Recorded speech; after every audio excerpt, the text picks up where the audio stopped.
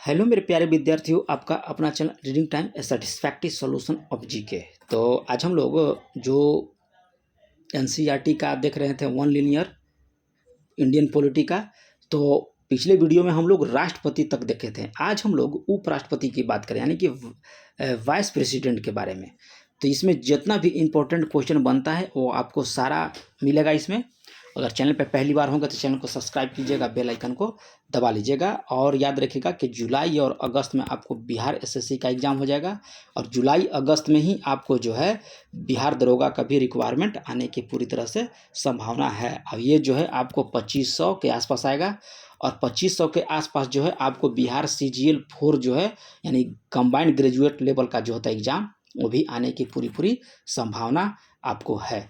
तो चैनल पर पहली बार होंगे तो सब्सक्राइब कीजिएगा, बेल आइकन को दबा लीजिएगा, और थोड़ा सा ग्रुप में भी शेयर कीजिए। इसमें कह रहा है कि भारत के उपराष्ट्रपति के निर्वाचन मंडल में कौन शामिल होता है। तो संसद के दोनों सदनों के सभी निर्वाचित एवं मनोनीत सदस्य जो हैं आपको इसमें शामिल होते हैं। किसमें? उपराष्ट्रपति के निर्वाचक मंडल में। भारत के उपराष्ट्रपति को पद के हटाने संबंधित प्रावधान जो है आपको सदन में लाया जा सकता है, तो केवल राज्यसभा में। याद रखिएगा, उपराष्ट्रपति को जो है आपको पद से हटाना होगा तो आपको जो है वियोग जो लगाना पड़ेगा, महाभियोग, यह केवल राज्यसभा में। लेकिन राष्ट्रपति कहेगा तो आपको वह लोकसभा या राज्यसभा दोनों में से किसी में भी लगा सकता है।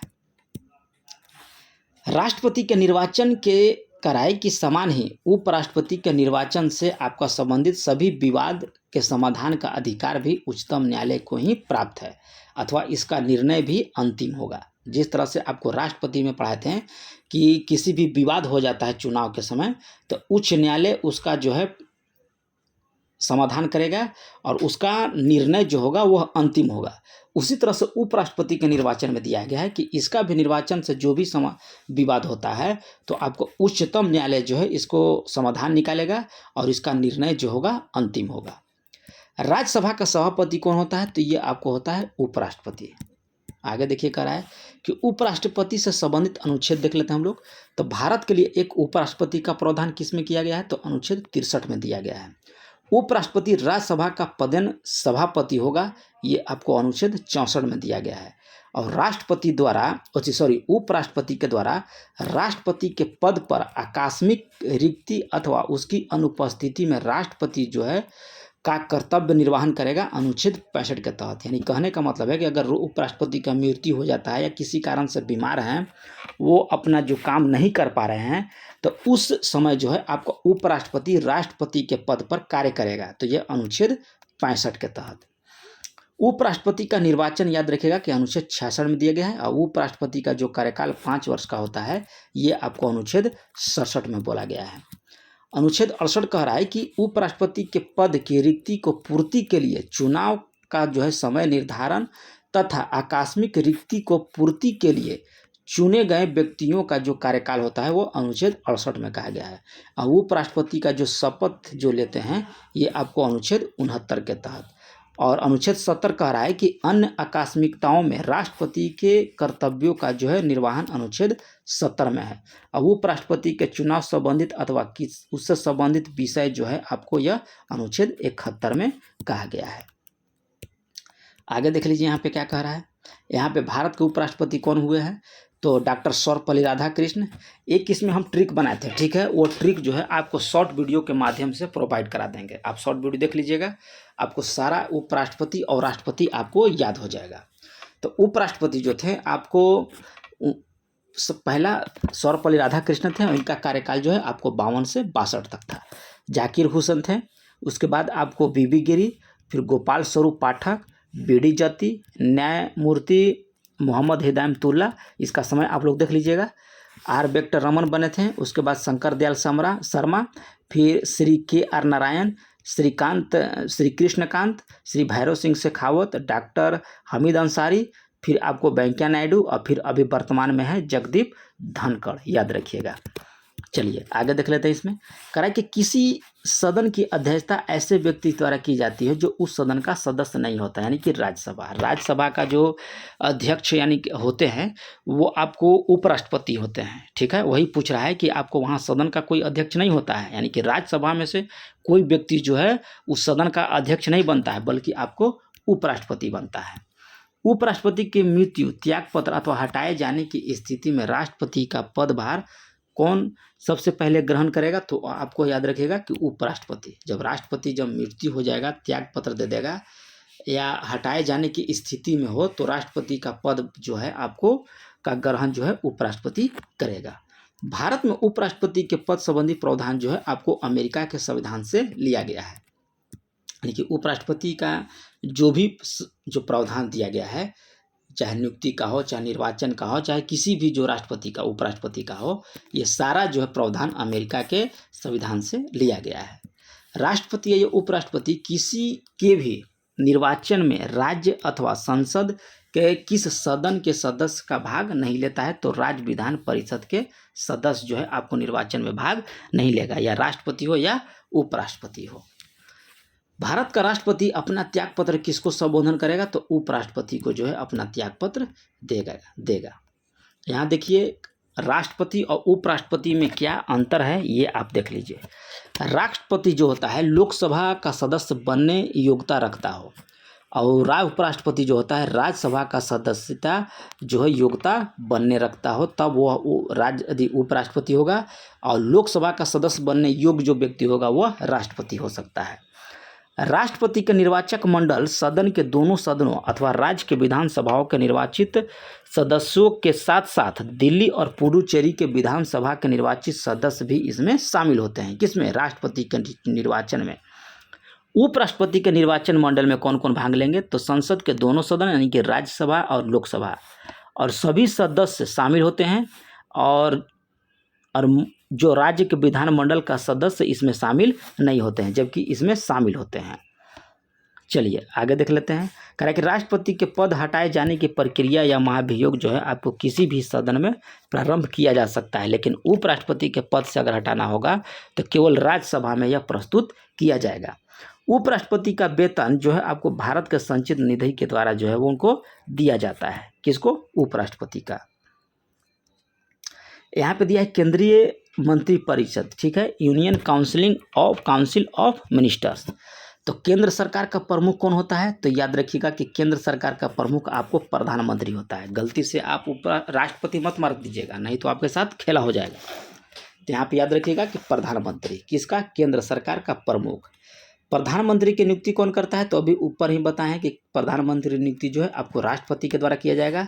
और भारत का प्रधानमंत्री बनने के लिए आपको 25 वर्ष होना चाहिए, और लोकसभा का सदस्य भी बनने के लिए आपको 25 वर्ष का उम्र होना चाहिए। यदि भारत के प्रधानमंत्री संसद के उच्च सदन के सदस्य है तो वे अविश्वास प्रस्ताव की स्थिति में अपने पक्ष में मत नहीं दे सकता है। याद रखिएगा, कह रहा है कि अगर उच्च सदन यानी कि राज्यसभा का सदस्य है, तो जब लोकसभा में अविश्वास प्रस्ताव होता है तो वो अपने पक्ष में वोट नहीं दे सकता है। संसदीय शासन व्यवस्था में कराए कि वास्तविक कार्यपालिका शक्ति जो है किसके अधीन है? तो आपको प्रधानमंत्री के। अगर वास्तविक कार्यपालिका कहेगा का शक्ति जो है तो आप याद रखिएगा कि प्रधानमंत्री हो जाएगा। लोकसभा में अविश्वास प्रस्ताव प्रस्तुत करने के लिए लोकसभा सदस्यों के न्यूनतम जो है कितनी संख्या होनी चाहिए? तो आपको 50 सदस्य होना चाहिए। अगर लोकसभा में आपको अगर किसी सरकार के विरुद्ध अविश्वास प्रस्ताव प्रस्तुत करना है तो कम से कम 50 सदस्य आपके साथ होना चाहिए। भारत का प्रधानमंत्री सामान्यतः किस सदन का सदस्य होता है? तो लोकसभा का। राज्यसभा का सदस्य भी प्रधानमंत्री बन सकता है, सामान्यतः आपको लोकसभा के ही होते हैं।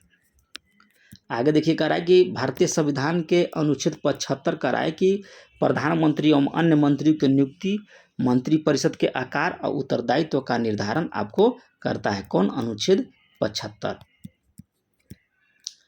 मंत्रिमंडल में कहा है कि कुल मंत्रियों की संख्या प्रधानमंत्री लेकर लोकसभा के सदस्य की कुल संख्या का 15% से अधिक नहीं होना चाहिए। यह आपको 91वां संविधान संशोधन 2003 में कहा गया था। यानी कि यह प्रावधान लाया गया कि कुल मंत्री जो हो गए अपने मन से नहीं कर देना है कि हम 400 मंत्री रखेंगे, ऐसा नहीं। जितना आपको वहाँ लोकसभा या राज्यसभा या लोकसभा या राज्य विधानसभा का जो चुनाव होता है यानी कि मुख्यमंत्री का, वह टोटल आपको जितना सीट होगा उसका 15% से जो है आपको अधिक नहीं होना चाहिए प्रधानमंत्री और मुख्यमंत्री को लेकर। यानी कहने का मतलब है कि अगर किसी राज्य में 100 सीट है तो आपको 15% यानी कि 15 को आपको वहाँ पे मंत्री बनेंगे। संसद के सदस्य नहीं होने पर कोई व्यक्ति अधिकतम कितने समय तक केंद्रीय मंत्री रह सकता है? तो 6 महीना तक। अगर वह संसद का सदस्य नहीं है तो 6 महीना तक केंद्रीय मंत्री रहेगा, 6 महीना के बाद वह हट जाएगा। ठीक है, 6 महीना से पहले उसको राज्यसभा या लोकसभा का सदस्य होना अनिवार्य होता है। केंद्र में मंत्री परिषद सामूहिक रूप से किसके प्रति उत्तरदायित्व होंगे? तो लोकसभा के प्रति। ठीक है, सामूहिक रूप से कहेगा तो लोकसभा, अगर व्यक्तिगत रूप से कहता तो राष्ट्रपति। भारत के संविधान के किस अनुच्छेद में यह प्रावधान किया गया है कि प्रत्येक राज्य की कार्यपालिका शक्ति का इस प्रकार प्रयोग किया जाएगा जिससे संघ की कार्यपालिका शक्ति पर कोई प्रतिकूल प्रभाव ना पड़े? तो अनुच्छेद 257 में यह प्रावधान किया गया था। लाभ के पद यानी कि ऑफिस ऑफ प्रॉफिट का निर्धारण संसद एवं राज्य विधानमंडल के द्वारा जो है किया जाता है। भारतीय राजनीतिक व्यवस्था में कार्यपालिका किसके अधीन जो है कार्य करती है? तो विधायिका के प्रति। जवाहरलाल नेहरू के कैबिनेट के पहले गृह मंत्री तथा बाद में रक्षा मंत्री कौन बने? तो कैलाश नाथ काटजू, याद रखिएगा, पहले गृह मंत्री तथा बाद में रक्षा मंत्री बने थे।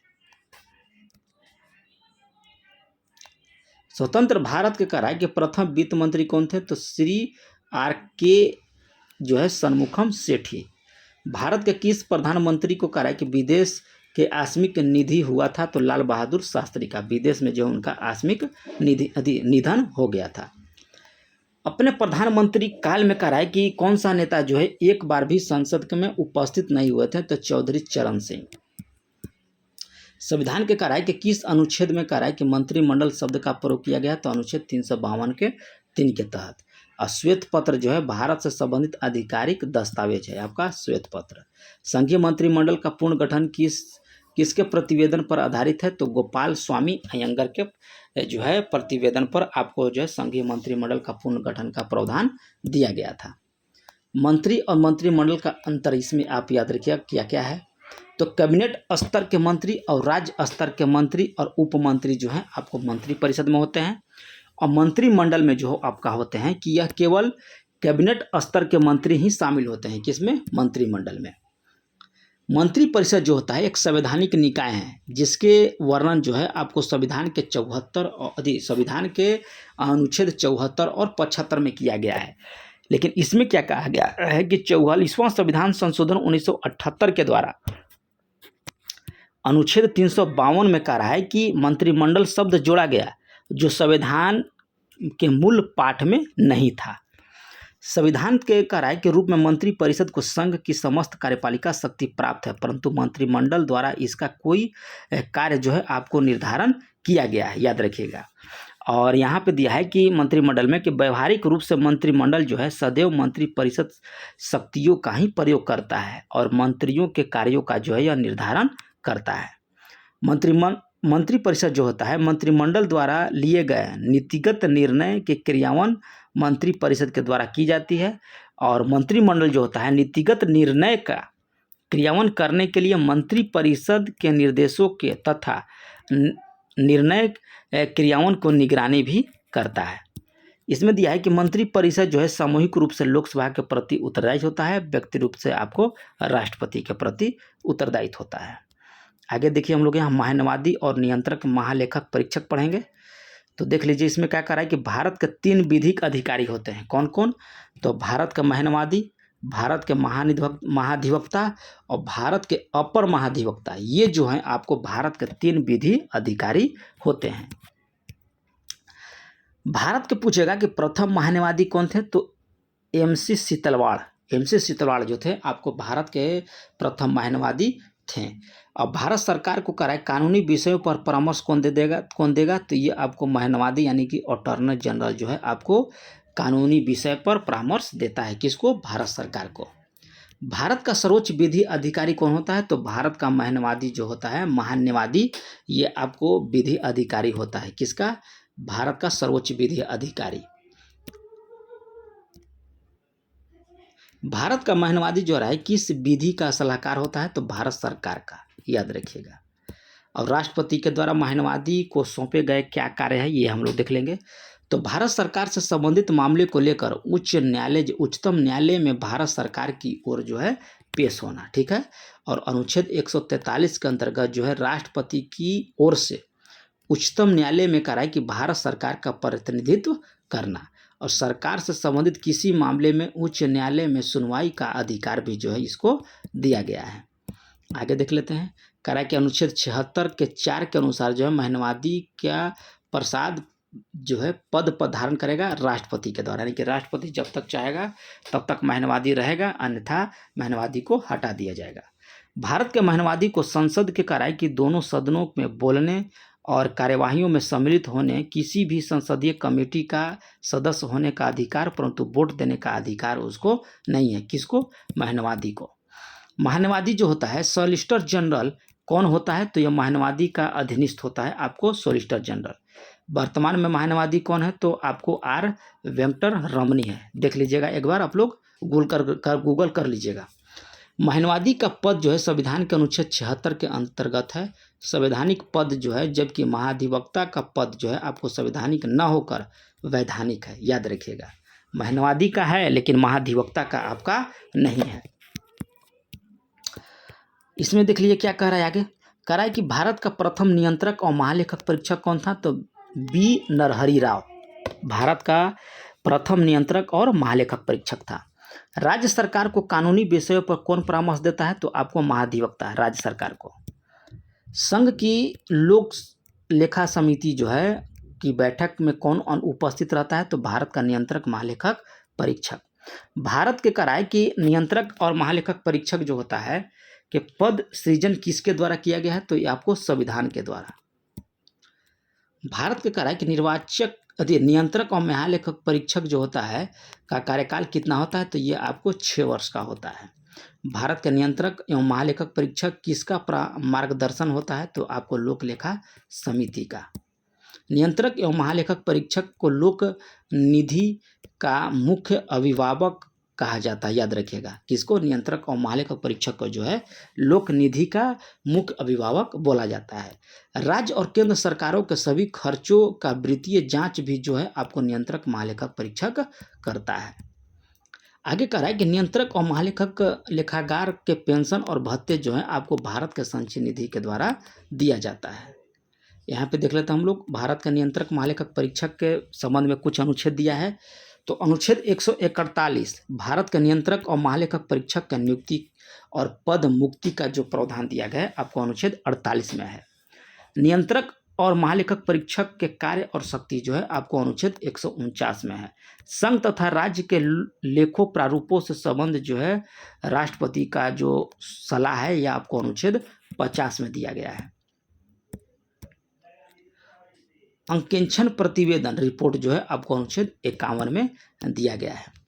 और इसमें कहा है कि नियंत्रक एवं महालेखक परीक्षक अथवा अवकाश प्राप्ति के पश्चात कोई भी सरकारी पद धारण नहीं कर सकता है। कौन? नियंत्रक और महालेखक परीक्षक। ठीक है, आगे देखिए, आगे हम लोग यहीं पर रहने देते हैं। कल से हम लोग नेक्स्ट वीडियो में संसद देखेंगे। ठीक है, पार्लियामेंट पर हम लोग क्वेश्चन देखेंगे। तो मिलते हैं नेक्स्ट वीडियो में, तब तक के लिए धन्यवाद।